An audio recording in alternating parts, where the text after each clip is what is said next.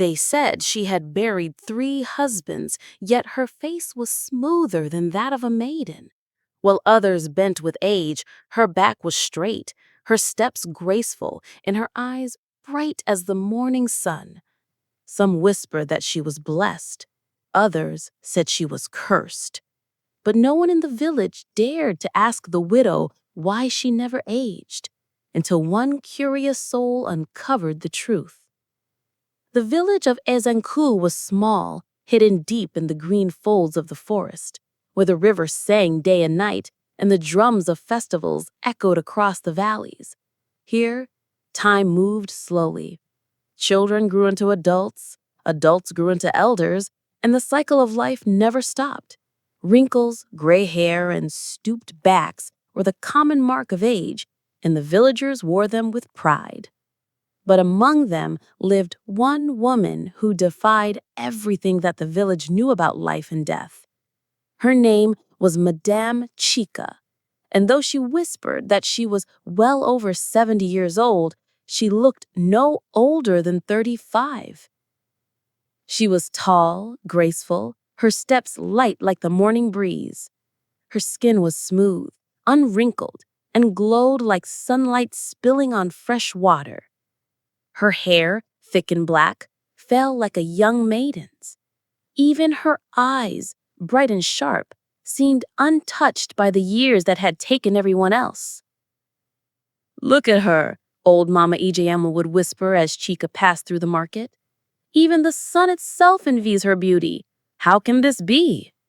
The men shook their heads in unease, muttering among themselves. 3 husbands she has buried, 3 funerals she has walked through with dry eyes, yet not a single wrinkle on her face. The children, wide-eyed, whispered the most dangerous questions of all. Is she a goddess? Does she drink from a secret well? Or is she a witch who steals youth from others? But no one in the village dared to ask Chica directly. She lived in a small hut on the edge of the village, close to the river. Every morning, without fail, she carried her clay pot, fetched water, and hummed an old song whose words no one understood. Some villagers swore that the river itself stilled when she bent over it, as if the water longed to hold her reflection. The elders avoided her, the priest kept his distance, and the chief, whenever questioned, would only say, "Do not speak of her, do not question her ways. Some truths are better left buried." But silence never lasts forever. Like fire smoldering beneath dry leaves, suspicion only waits for a spark. That spark came from Obana, a restless young hunter. Obana was not like the others. Where the villagers bent to fear, he stood upright. Where they accepted mystery, he demanded answers. And most of all, he hated secrets. How can this woman outlive all her husbands, yet not a single wrinkle has touched her face? Obana asked loudly one afternoon in the market. Is this the hand of God, or the hand of something darker? The effect was immediate. Old women gasped in shock. A calabash slipped from one's hands and shattered on the ground. Traders turned pale and shook their heads. "Obina," someone hissed, "hold your tongue. You are calling death upon yourself." But Obina only narrowed his eyes, his jaw tight. In his heart, curiosity had already taken root. And roots, once planted, always seek the surface. That night, as the moon climbed high and the village settled into silence, Obina sat outside his hut, staring into the darkness. The image of Madame Chica's face burned in his mind. Smooth, untouched, eternal. He clenched his fists. "No human cheats time forever," he muttered to himself. "There is a secret, and I will uncover it." A dog barked in the distance. The wind rustled through the palms. But Obina's thoughts were louder. Somewhere near the river, a soft humming floated through the night. the same song Madame Chica always sang. The sound chilled his bones. He swore it carried words older than the village itself. And at that moment, Obina made a decision. He would follow her. He would watch her every step. He would find out why the widow who buried 3 husbands still walked the earth as if she were untouched by time. He did not know that his curiosity had already set in motion a chain of events that would shake Ezenku to its core. For secrets, once uncovered, can never be hidden again. And Madame Chica's secret was more terrifying than anyone could imagine. The night after Obina made his vow, the moon rose full and white over Ezenku, casting silver shadows across the forest. Most villagers slept soundly, but Obina stayed awake, his hunter's eyes sharp and restless. His heart beat with the fire of curiosity, and his ears strained to catch even the faintest sound. And then there it was again, the soft humming, the song of Madame Chica. It floated through the air like smoke, weaving between the trees, wrapping itself around Obina's mind. He felt a shiver run down his spine. "Tonight," he whispered, "tonight I follow her." He moved silently, like the hunter he was trained to be, his steps careful, his breath controlled. Through the forest he crept, guided by the song that grew louder until he reached the riverbank. There she was, Madame Chica. The moonlight fell upon her, as though the heavens themselves wished to adore her. She stood by the water, her clay pot beside her feet, her hands raised as if greeting the river itself. Her voice sang words that Obina did not understand, words heavy with age and power. Then, to Obina's shock, the river began to glow. Yes, the water shimmered faintly, like fireflies trapped beneath its surface. Ripples formed around Chica's feet, though she had not stepped into the water. Obina's breath caught in his throat. This was no ordinary woman. Chica bent low and cupped water into her palms. She drank slowly, and with each sip, her skin glowed brighter, her hair glistened, her body seemed to grow younger. Obina's eyes widened, his mind raced. So this is her secret, he thought. The river gives her youth. But before he could move, before he could escape, her voice stopped him. "You should not be here." Obina froze. Chica had not turned, yet her words sliced through the night like a blade.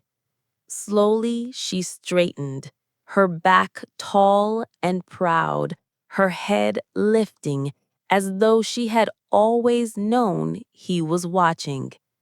Obina's hunter's instincts screamed at him to run, but his feet would not obey. At last she turned, her eyes glowing faintly in the moonlight. They were not the eyes of a young maiden. They were the eyes of something ancient, something that had lived far too long. "Young hunter," she said softly, her voice both beautiful and terrifying. "Curiosity has led you to the river of secrets. Do you understand what you have seen?" Obina swallowed hard, forcing courage into his words.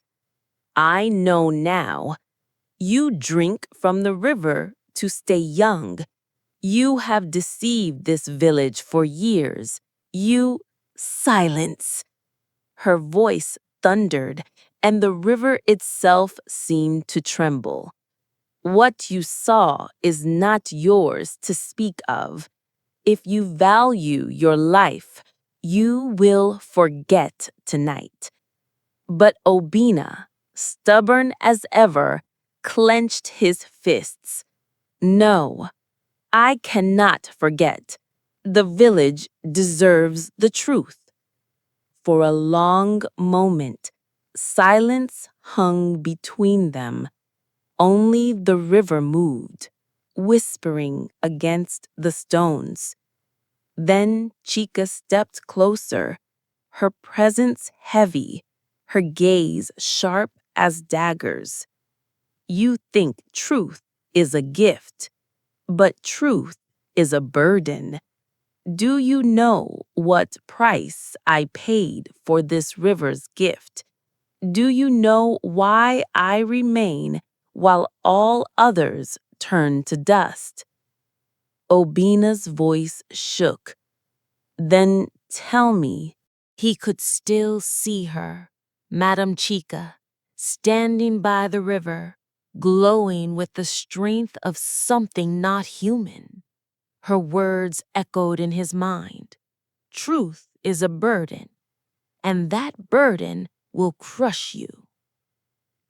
Obina paced inside his hut, restless. Sleep had barely touched him. His hands trembled as he thought of what he had seen. He wanted to shout it to the whole village, yet he feared no one would believe him. Worse, he feared they would believe him and the chaos it would unleash. Still, he could not stay silent. He stepped into the sunlight, eyes scanning the marketplace, where Madame Chica moved gracefully among the villagers. She laughed softly with a trader, her skin glowing, her smile flawless. No one else saw what Obina saw. Look at her, whispered a woman nearby. Even the years bow before her beauty. Yes, another replied. She must be blessed by the gods.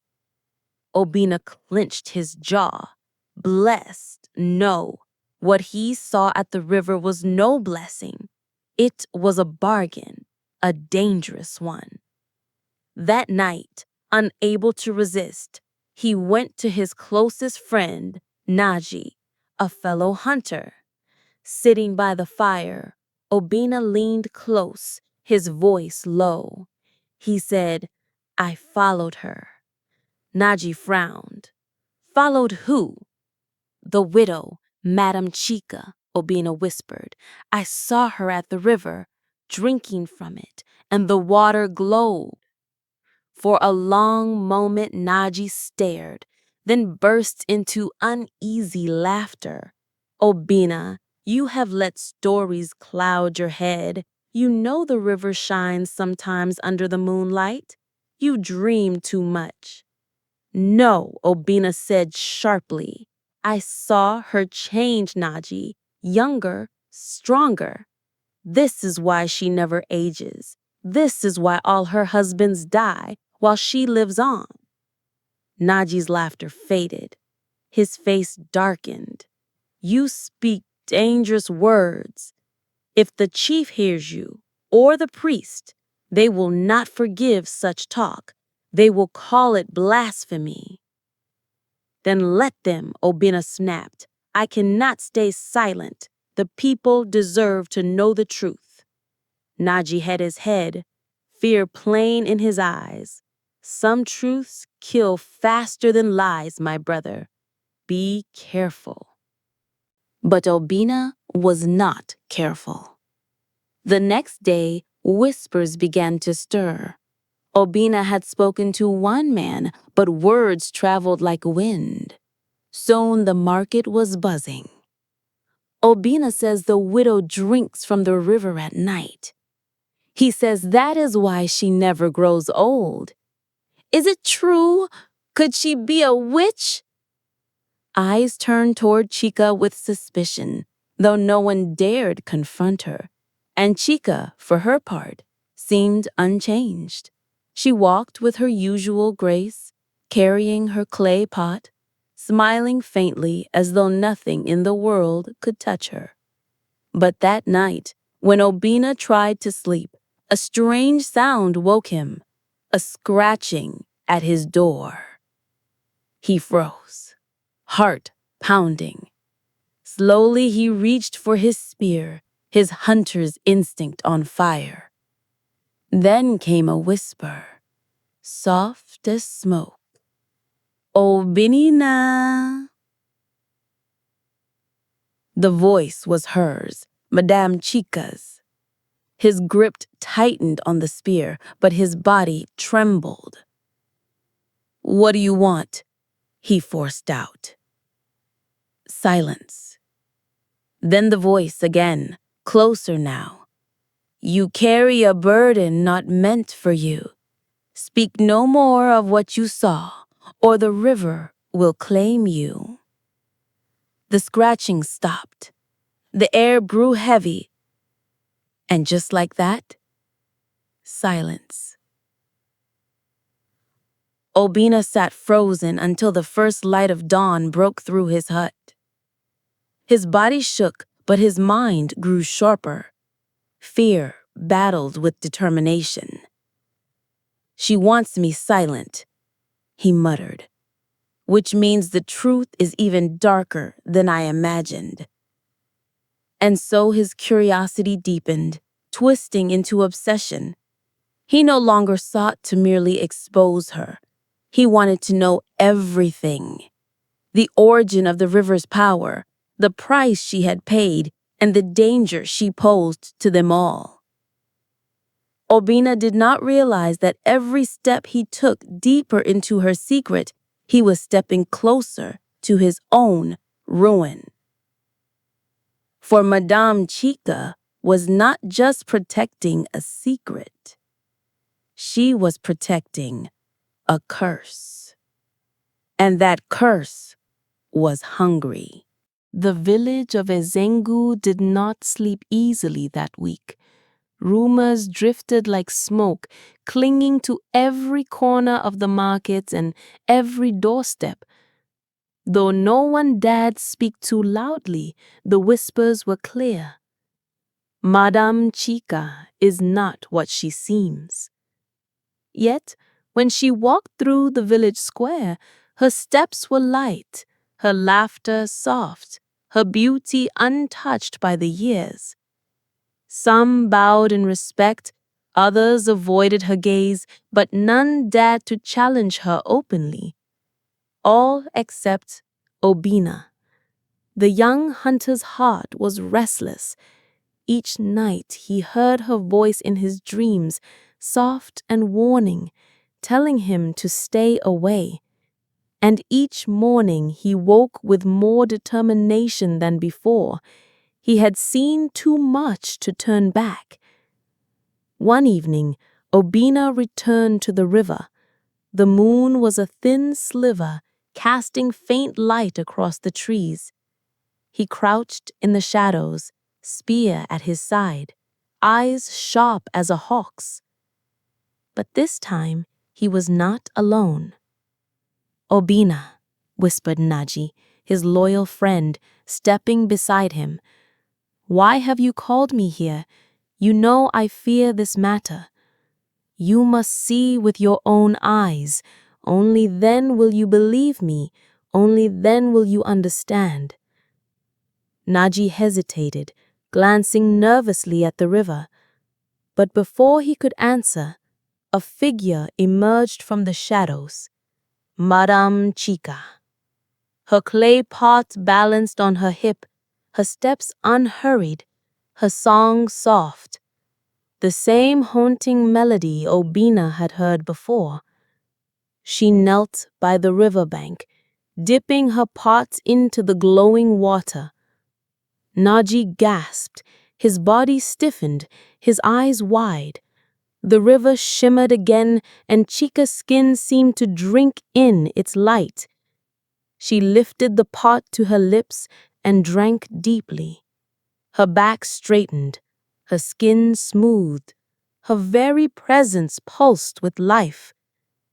This is impossible, Naji whispered, trembling. She is no woman, she is something else. Shika's song broke off suddenly. The night grew still.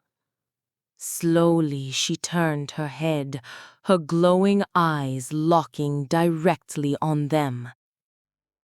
You should not have come. Her voice was calm, but beneath it was power, raw and dangerous. Obina rose from the shadows, his spear clenched tight. We know your secret, Shika. The people will know too. You cannot hide forever. She laughed, a low sound that chilled the air. Foolish hunter, do you think this secret is mine alone? This river has flowed long before you, long before me. It chooses who it blesses and who it curses. Naji shook his head violently. We must go, Obina. She is not human. But Obina stood firm, his eyes never leaving her. Then tell me, what did you give this river in exchange for eternal youth? What price did you pay? For the first time, her smile faded, her gaze hardened. You ask for truths you are not ready to bear. But since your stubborn heart refuses silence, then listen well. She stepped closer, the water glowing brighter behind her. Her voice dropped low, but it carried the weight of centuries. I was once like you, young, hopeful, afraid of death. When my first husband lay dying of fever, I came here, weeping, begging the gods for mercy. And the river spoke. It promised me life everlasting, beauty unbroken, if I would give it what it asked. What did it ask? Obina pressed, his heart pounding. Shika's lips curved into a bitter smile. It asked for blood, for the life of every man who would call me wife. And I agreed. Naji gasped, his knees buckled beneath him. You sacrificed them all? Madam Chica, her beauty perfect as ever, but her face shadowed with sorrow.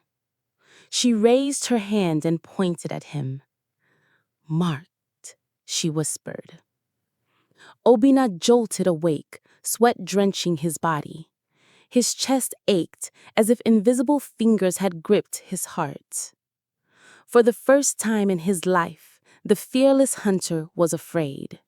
Not of lions, not of war, but of something he could not strike with his spear.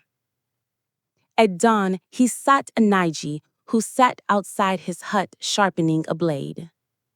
You saw what I saw, Obina said, his voice raw. Anaji's eyes were bloodshot, his hands shaking. I saw enough to curse my sleep forever, Obina. We must leave this alone. This secret is heavier than both of us. Obina shook his head. No. If we leave it, the river wins. She wins. And soon others may suffer. The people deserve to know. And Naji slammed the blade into the ground. And if they know, what then? Do you think they will rise against her or against you for speaking blasphemy? Sometimes silence is survival. But Obina's silence was already broken. Later that day, he noticed something strange. As he washed his hands in a clay bowl, a faint shimmer glowed beneath his skin. the mark. He scrubbed furiously, but it did not fade. Instead, it pulsed faintly as though alive. Panic surged in him. He covered the mark with cloth and hurried to the shrine of the village priest, Dibia Okeke. The old priest sat before a smoking pot of herbs, his blind eyes pale, but his hearing sharp. "You tremble, young hunter. What troubles you?" Okeke said, his voice like dry leaves.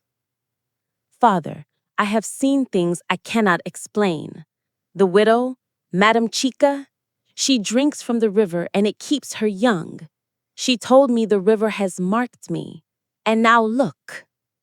He unwrapped his arm, showing the faint glow. The priest hissed sharply, recoiling as though burned. "Foolish boy, you meddled where no man should tread." "Tell me what it means," Obina pleaded. Okeke's voice shook with both fear and awe. "The mark of the river is a bond. It does not come without reason. It means you are chosen or cursed. The river has claimed you. If you resist, it will take you. If you submit, it will use you." Obina's heart sank. "Then what must I do?" The priest fell silent for a long moment. Then he whispered, "Pray your spirit is stronger than hers, for if the river wants you, it will not let you go." That evening, as Obina walked back through the village, he felt eyes on him. Children paused in their play, women hushed their gossip, men turned their heads. The whispers that once followed Chica now followed him. The hunter who spies on the widow, the fool who speaks of cursed rivers, the marked one. Obina's fists clenched. His people did not know the danger. They did not see the truth. And yet, he realized bitterly, maybe Naji was right. Sometimes truth was not freedom. It was chains. But then he saw her, Madam Chica, standing at the edge of the square, her eyes locked on his. For the first time, she did not smile. Instead, she looked at him with something between pity and warning. Slowly, she raised her hand. For a moment, Obina thought she would curse him in front of everyone. But instead, she traced a circle over her own heart and pointed at him. The mark on his arm burned hot, as if answering her gesture. He staggered, gasping, clutching his chest. Villagers rushed toward him, but Chica had already turned and vanished into the shadows. Obina fell to his knees. The truth was clear now. He was no longer just the hunter who had discovered her secret.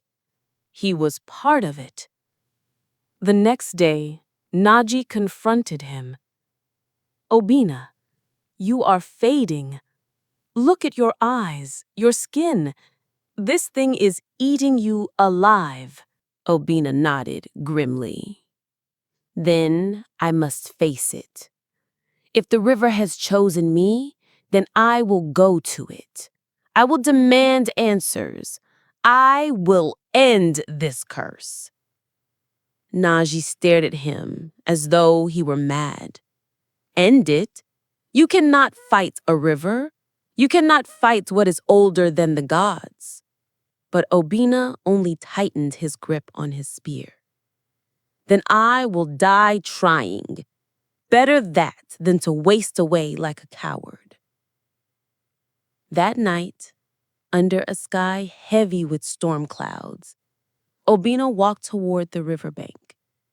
His heart pounded, his mark glowing brighter with each step. The river rippled violently, as if awaiting him. And there she stood, Madame Chica, her beauty shining unnaturally even under the storm's shadow. "You came," she said softly, almost sadly. "Then it is true. The river has chosen you." Obina lifted his spear. "I did not choose it, and I will not bow to it." Chica shook her head. "You do not understand. Once the river marks you, you cannot escape. It will take what is owed through you or through those you love." Lightning split the sky, thunder roared, and the river surged higher. Obina's mark burned like fire, his body trembling between terror and defiance. But his voice was steady. "Then, let the river hear me tonight. I will not surrender. I will fight this curse, even if it kills me." The river roared louder, waves crashing, lightning striking dangerously close. Madame Chica's face twisted with sorrow. "You fool! You do not yet know what the river demands." And in that moment, Obina realized the true battle had only begun. The storm raged above Ezenku like a furious beast. The river, swollen and wild, crashed against its banks, as if alive. Lightning tore through the sky, illuminating two figures at the water's edge, Obina, spear in hand, and Madame Chica, her flawless face painted with sorrow. The mark on Obina's arm pulsed brighter and hotter with each thunderclap. His body felt like he was being pulled forward, as though invisible hands from the river dragged him toward its depths. "Resist no longer," Chica cried over the storm. "The river has chosen you. Fighting it will only bring death." Obina gritted his teeth. "Better death than slavery to your cursed secret." Chica's eyes filled with both anger and pity. "You do not understand. This power is not mine by choice. I was bound to it long before you were born. Every husband I buried was the river's doing, not mine. Their lives were taken in exchange for mine. That is the price of never aging." Her words struck Obina like a spear. For a fleeting second, he saw her not as a witch, but as a woman cursed, a woman trapped. But then, the mark on Obina's arm flared again, burning like fire. A deep, guttural voice echoed inside his skull, not Chica's, not his own. "Obina, yield. You are ours now. Through you, our hunger will spread." He dropped to one knee, clutching his head, fighting the voice that seemed to coil around his soul. "No!" he roared. "I am no one's slave." The river surged higher, waves crashing onto the bank. Villagers, drawn by the chaos, gathered at a distance, gasping in horror at the sight of their fearless hunter battling unseen forces. Naji ran forward, shouting, "Obina, fight it! Do not let it take you!" Obina forced himself to sit up. His body was battered, but his spirit burned. He looked at Chica, not with hatred, but with solemn understanding. "You are free now," he said softly. Chica met his gaze, her eyes filled with both gratitude and sorrow. free, but at a cost. You have done what none dared. You severed the river's bond. But know this, Obina, the river never forgets. One day it may rise again. Her voice faded as her strength left her. Within moments, she looked no different from any other woman in the village. No longer a legend, no longer eternal, just human. That night, the people of Ezenko gathered to honor Obina.